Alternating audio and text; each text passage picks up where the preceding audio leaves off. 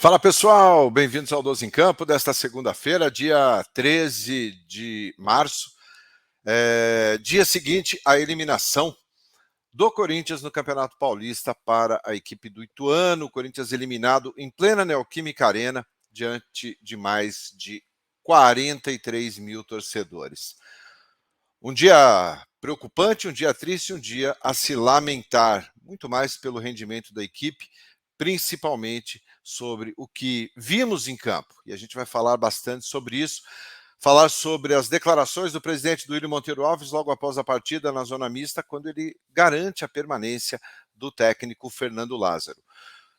Corinthians terá, a partir de hoje, quase um mês, mais precisamente aí 24 dias sem jogo, sem futebol, sem disputar nenhuma competição oficial. É uma pré-temporada, talvez do mesmo tamanho que tivemos aí no início do ano. E vamos falar também sobre o Christian Barletta, que está muito próximo de ser apresentado, esteve ontem na Neoquímica Arena, está muito perto de ser apresentado como novo reforço do Corinthians, tá? E Copa do Brasil, né, minha gente, que está em risco, mas ainda existe possibilidade. Neste momento, estamos fora da Copa do Brasil de 2024, mas ainda tem como buscar a vaga. Vou rodar a vinheta, na sequência eu conto tudo para vocês. Eu sou Ivan Andrade, você está no 12 em Campo, se inscreva, deixa seu like e bora falar de Corinthians.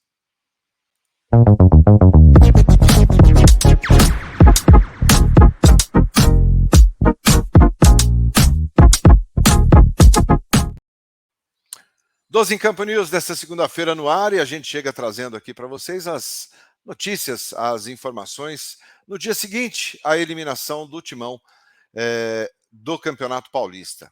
O time cai nas quartas de final para o Ituano, equipe que classificou na Bacia das Almas, né, como a gente costuma falar, fez uma das piores campanhas do campeonato, brigou até a última rodada da primeira fase para não cair para a Série A2 do Paulista, defesa mais vazada da competição, e o Corinthians consegue ser eliminado pelo Ituano dentro de casa. Mais de 43 mil torcedores da Neoquímica Arena presenciaram esta eliminação que deixou uma série de dúvidas, uma série de perguntas no ar. O que causou essa eliminação? Eu quero saber aí o teu comentário. Quem são os culpados? É individualizar ou falarmos do coletivo? Eu acho que o coletivo, claro que tivemos falhas individuais, claro que tivemos jogadores que perderam pênalti, mas o coletivo foi muito ruim. E o Fernando Lázaro tem sim a sua parcela de culpa. Mexeu mal na equipe, não conseguiu fazer o time jogar dentro de casa, onde o Corinthians era praticamente imbatível nessa temporada, e foi batido. Perdeu na hora que não podia. Poderia até ter perdido lá atrás, para o Botafogo, para o Guarani, não teria nem tanto problema, mas perdeu quando não poderia. Ontem não poderia ter perdido, e perdeu. Tempo normal 1-1.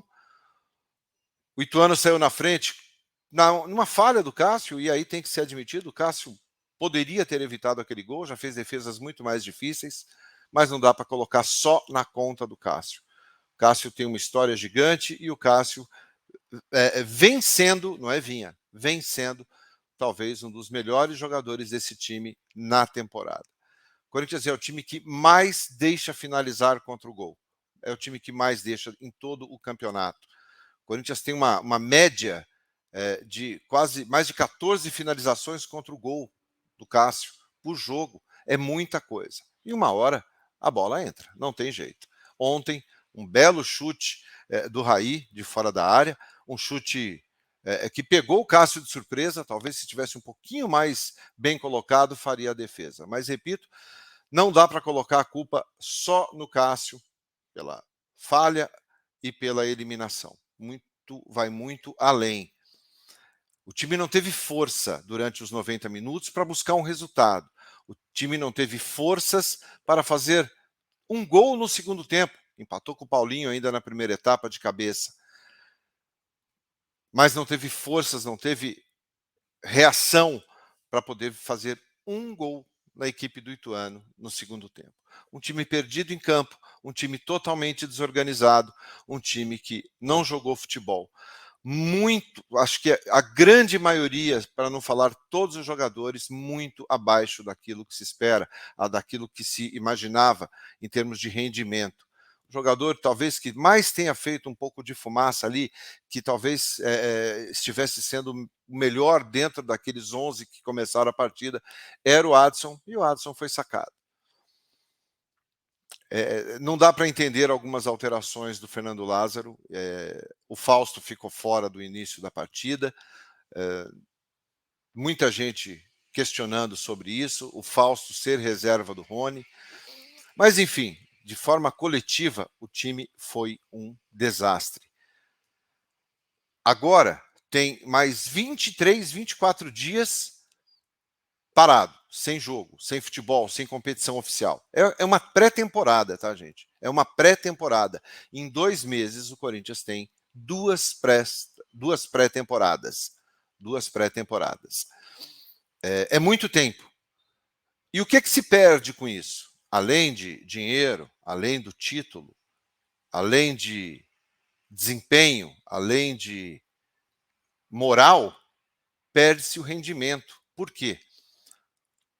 24 dias sem jogar, tudo aquilo que vinha evoluindo volta para a estaca zero.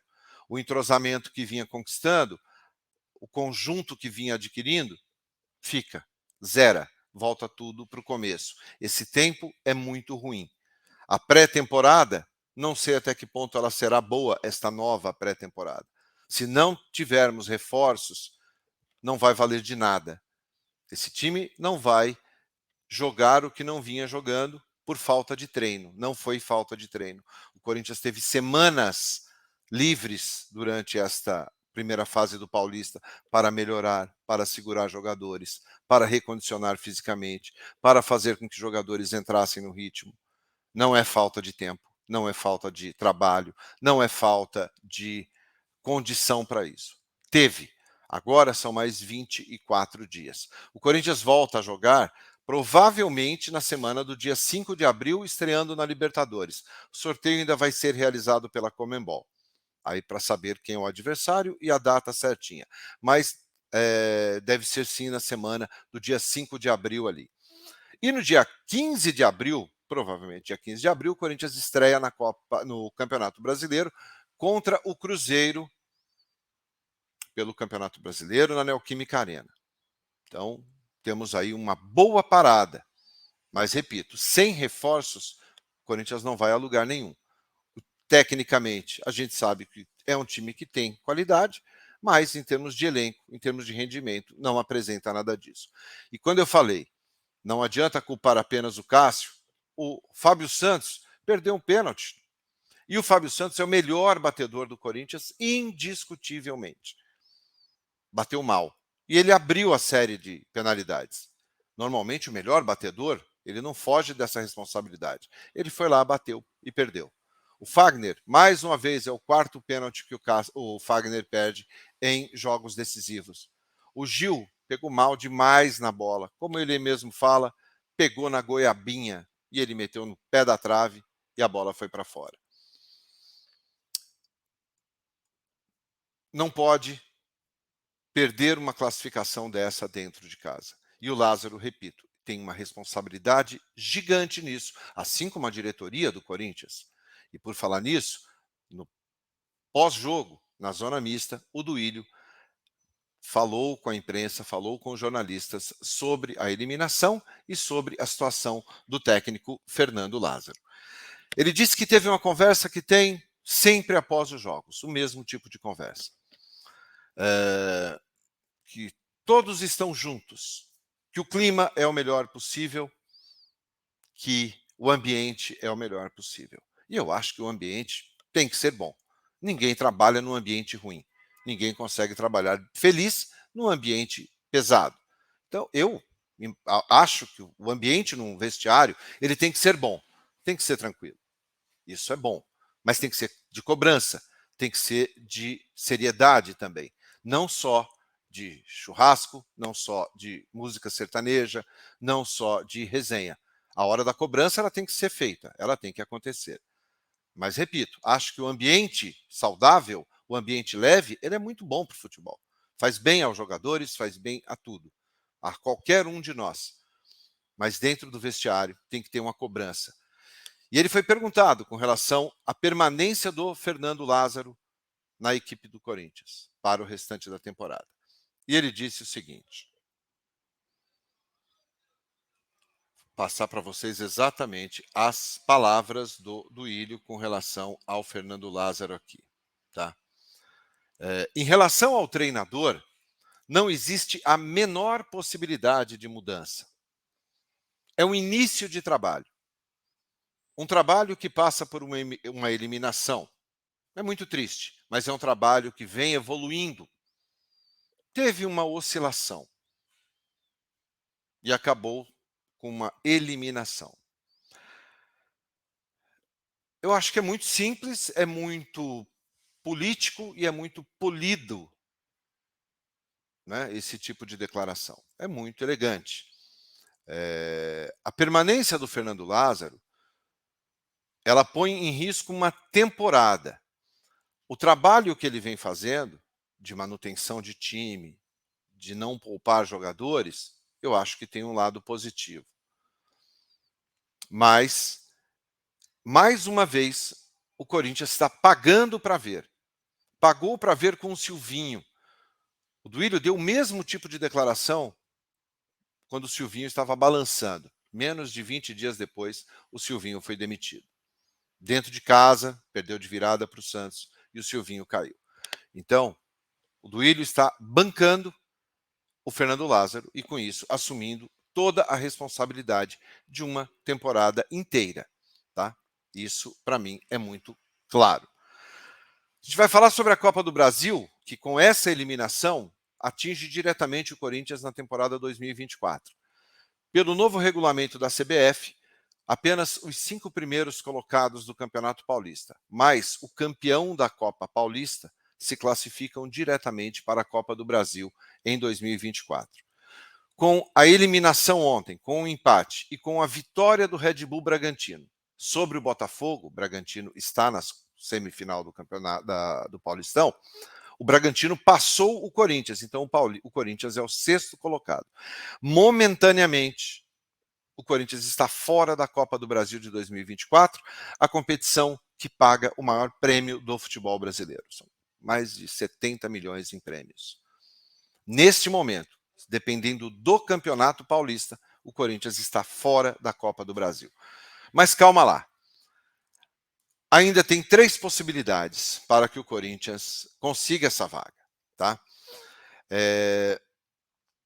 Ou vence a Copa do Brasil desta edição, agora em 2023, e aí garante como campeão uma vaga em 2024, ou ganha a Libertadores deste ano, convenhamos, não é uma das tarefas mais simples, ou tem que ficar ao menos no G6 do Brasileirão, conquistar uma vaga direta na fase de grupos para a Libertadores de 2024. Aí o Corinthians conquista uma vaga. Então, são 3 possibilidades ainda. Chance existe, mas vai ter que jogar. Vai ter que ou ser campeão da Copa do Brasil deste ano, ou campeão da Libertadores, ou ficar no G6 do Campeonato Brasileiro de 2023, garantindo uma vaga direta na fase de grupos. Não é fácil, não é uma tarefa das mais fáceis. Pelo que está vivendo nesse momento. Corinthians, ontem, o Christian Barletta esteve na Neoquímica Arena, acompanhou a partida, assistiu lá dos camarotes, seus novos companheiros, vai passar por exames médicos e acredito que essa semana seja integrado já à equipe. Não tem porquê o Christian Barletta tirar férias, não tem porquê o Christian Barletta ganhar folga, não tem porquê o Christian Barletta demorar a ser apresentado, não tem porquê o Christian Barletta não começar a trabalhar. Ele estava ontem na Neoquímica Arena como jogador do Corinthians, assistindo, e deve ter ficado preocupado com o que viu, e por outro lado, até tranquilo, porque falou, olha, nesse time eu tenho vaga. Então, eu acho que o anúncio do Christian Barletta, que só vai passar por exames médicos, claro, tem a parte burocrática, mas ele tem que ser anunciado ainda essa semana. Não dá para ficar agora esperando o quê? O Corinthians tem 24 dias pela frente. 24 dias para pensar em Libertadores, pensar em Campeonato Brasileiro, pensar em Copa do Brasil e principalmente pensar em reforços. Um detalhe que o Duílio falou que tem que ter muita calma nessa hora. Não temos que ter pressa, não temos que, né, colocar o carro na frente dos bois, na linguagem popular. Eu acho que tem que colocar o carro na frente dos bois sim, Duílio. Eu acho que tem que buscar reforços urgentes. É visível que o time é extremamente carente quando o Renato Augusto não joga. As 3 partidas que o Renato Augusto ficou fora nesse Paulista, o Corinthians não venceu. Perdeu 2 e empatou 1. Com o Renato em campo, o Corinthians não perdeu essa temporada. Sem o Renato, o Corinthians não venceu. Como é que será esse ano? O Renato, todo mundo sabe que não vai jogar todas as partidas. Tem que colocar o carro na frente dos bois? Sim. Tem que agilizar, tem que ir atrás, tem que correr. Tem que buscar reforços. Tem que buscar no mínimo um meia. No mínimo um. No mínimo um. Tem que buscar um lateral esquerdo para substituir o Fábio Santos. Porque o Bidu a gente sabe que não deu certo até agora. E, ao que a gente sabe, não tem muita perspectiva dentro do clube. É preciso correr contra o tempo, sim. Não dá para ficar esperando, né, só vendo a banda passar. Deixa seu like, se inscreva aqui no canal. Eu volto hoje às 9 da noite com a nossa live. A gente conversa, a gente vai discutir todos os assuntos do Timão no dia de hoje. Falar sobre essa eliminação, falar sobre reforços, falar sobre o futuro do Timão. Eu espero você, então, às 9 horas, tá bom? Muito obrigado pela companhia. Grande abraço a todos, excelente dia. Tchau, tchau.